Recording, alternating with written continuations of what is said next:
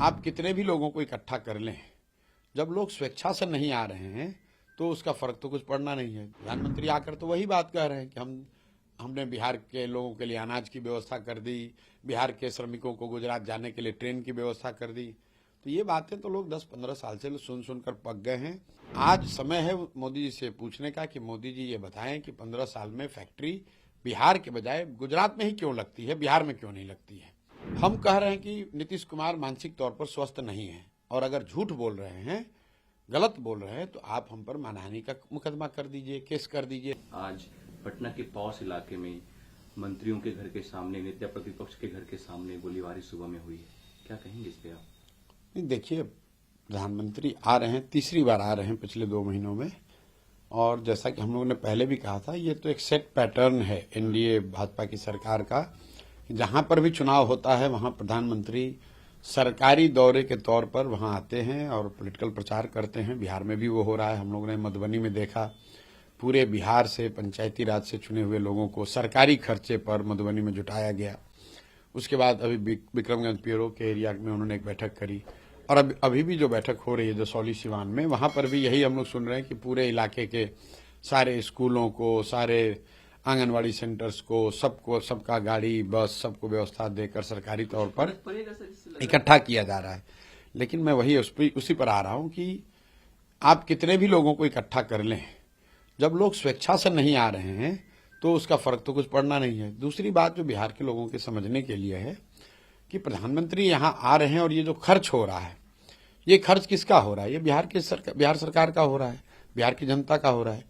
तो आप कुछ दीजिए या न दीजिए बिहार को, कम से कम बिहार के लोगों के पैसे से अपना पॉलिटिकल रैली क्यों कर रहे हैं?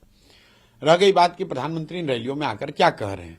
प्रधानमंत्री आकर तो वही बात कह रहे हैं कि हमने बिहार के लोगों के लिए अनाज की व्यवस्था कर दी, बिहार के श्रमिकों को गुजरात जाने के लिए ट्रेन की व्यवस्था कर दी। तो ये बातें तो लोग 10-15 साल से सुनकर पक गए हैं। लोग तो ये जानना चाहते हैं कि प्रधानमंत्री बोलें कि बिहार में पलायन कब रुकेगा। 15 साल से वो प्रधानमंत्री हैं। 15 साल से मोदी जी के कहने पर, मोदी जी के चेहरे पर लाखों लोग बिहार में भाजपा को वोट देते हैं। आज समय है मोदी जी से पूछने का कि मोदी जी ये बताएं कि 15 साल में फैक्ट्री बिहार के बजाय गुजरात में ही क्यों लगती है, बिहार में क्यों नहीं लगती है। ऐसा कैसे है कि बिहार के बच्चे ही मजदूरी करने गुजरात में जाते हैं? कुछ लोग कहेंगे भाई यहाँ तो राज्य सरकार का ये मामला है। तो भाई राज्य में भी मोदी जी का ही सरकार है, राज्य में भी नीतीश भाजपा की सरकार है। तो मोदी जी और उसी राज्य सरकार के प्रचार के लिए मोदी जी आ रहे हैं। तो भाजपा समर्थक ये नहीं कह सकते हैं कि अरे भाई मोदी जी तो बहुत काम कर रहे हैं, बिहार सरकार काम नहीं कर रही है। तो बिहार सरकार भी तो मोदी जी की ही सरकार है। गोलीबारी जो हुई है पटना में अशोक चौधरी के घर के बाहर और तमाम जो मंत्री हैं उनके घर के बाहर, देखिए, गोलीबारी होना अशोक चौधरी किसी मंत्री के घर के सामने हो या गांव में हो, बिहार में कानून व्यवस्था की स्थिति हो या तमाम जो प्रशासनिक एडमिनिस्ट्रेटिव इश्यूज जो हैं वो दिनों दिन खराब होते जा रहे हैं। इसलिए हो रहे हैं कि आप इसके जड़ को समझिए। जब राज्य का मुखिया नीतीश कुमार शारीरिक मानसिक तौर पर स्वस्थ नहीं है, मानसिक तौर पर स्वस्थ नहीं है, एक तरह से अचेता अवस्था में है, उनको समझ में ही नहीं आ रहा है कि क्या हो रहा है, उनके अगल बगल क्या घटनाएं घट रही हैं, तो निश्चित तौर पर ये चीजें होते हुए दिखेंगे ही। कानून व्यवस्था को लेकर रोज कोई ना कोई घटना हो रही है, भयानक घटना। विभत्स रेप की घटना हुई मुजफ्फरपुर के एक पासवान बच्ची के साथ, उसके बाद नानपुरा में, सीतामढ़ी में एक मुस्लिम परिवार के एक बच्ची के साथ हुआ। क्या उस पर नीतीश कुमार का कोई बयान आया? क्या उन्होंने उस क्षेत्रों का दौरा किया? क्या उन्होंने कोई आधिकारिक बैठक बुलाकर उसका रिव्यू किया? भाई उन्हें पता ही नहीं चल रहा है। अशोक चौधरी तो कहते हैं कि जो भी नीतीश कुमार को बीमार कह रहा है वो बिहार को अपमान कर रहा है। तो अशोक चौधरी डॉक्टर तो है नहीं, अशोक चौधरी डॉक्टर तो है नहीं। हम कह रहे हैं कि नीतीश कुमार मानसिक तौर पर स्वस्थ नहीं है, और अगर झूठ बोल रहे हैं, गलत बोल रहे हैं, तो आप हम पर मानहानि का मुकदमा कर दीजिए, केस कर दीजिए। डॉक्टरों का पैनल बैठाकर बता दीजिए कि नहीं भाई, प्रशांत किशोर गुमराह कर रहे हैं, नीतीश कुमार मानसिक तौर पर पूरी तरीके से स्वस्थ हैं, प्रशांत किशोर ऐसा गलत बात बोल रहे हैं। ये तो किसी ने रोका नहीं है। सरकार डॉक्टरों का एक पैनल बना दे, जांच करके बता दे कि नीतीश कुमार मानसिक तौर पर पूरी तरीके से स्वस्थ हैं। उससे नहीं होता है भाई, कोर्ट में चले जाओ कि ये प्रशांत किशोर जनता को गुमराह कर रहे हैं, हम पर केस करा दें, वो लोग मानहानि कर दें। मान लीजिए कि हमने बात कही अशोक चौधरी के बारे में कि ऐसा सामान्य लोगों के बीच में चर्चा है कि अपने बेटी के लिए इन्होंने पैसे देकर टिकट खरीदे, ऐसा मैंने कहा। अशोक चौधरी ने कहा यह गलत है, मैं प्रशांत किशोर पर मानहानि का मुकदमा करूंगा। जाके मुकदमा किए है, देखा जाएगा क्या होता है, वो तो कानून फैसला करेगा।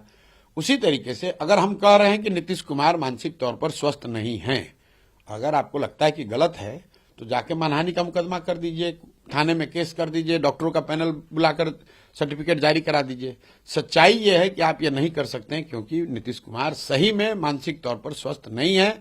उनको पता नहीं चल रहा है कि उनके इर्द गिर्द उनकी सरकार में क्या कुछ हो रहा है। तेजस्वी यादव ने एनडीए का एक और नाम दिया है, नेशनल दामाद आयोग, जिसका संचालन करने, जिसका स्वागत करने प्राइम मिनिस्टर मोदी बिहार आ रहे हैं। और देखिए, मोदी इतने प्रोमिसेस बिहार में किए हैं, उनको शर्म आनी चाहिए बिहार में आने से। देखिए, तेजस्वी यादव क्या कहते हैं, खासकर परिवारवाद के मुद्दे पर, कम से कम लॉ एंड ऑर्डर, परिवारवाद और भ्रष्टाचार, इन 3 मुद्दों पर तेजस्वी यादव या राजद के लोगों को शर्म करनी चाहिए, नहीं बात करनी चाहिए। जिस परिवार का एनडीए गलत कर रही है, भाजपा गलत कर रहे हैं, भाजपा वाले जदयू वाले तो बिल्कुल ठीक है, वो इसलिए कर रहे हैं जो मैंने आपको बताया। तेजस्वी यादव तो उस परिवार से आते हैं जिस परिवार का 1-2 नहीं 6-7 लोग राजनीति में है। कोई एमएलए है, कोई एमपी बनने का प्रयास किया, कोई किसी दूसरे संगठनात्मक संगठन के जगह पर है।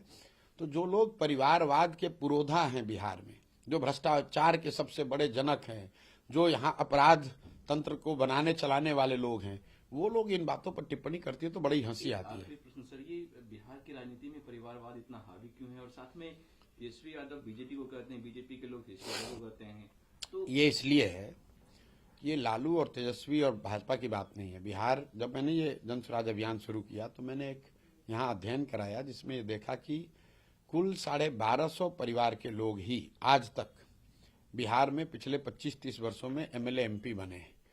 आप चाहे किसी भी दल के हों, किसी वर्ग के, किसी जाति के हों, कुल 1250 परिवार के लोग ही बिहार में पिछले 30-35 साल में एमपी एमएलए बने हैं।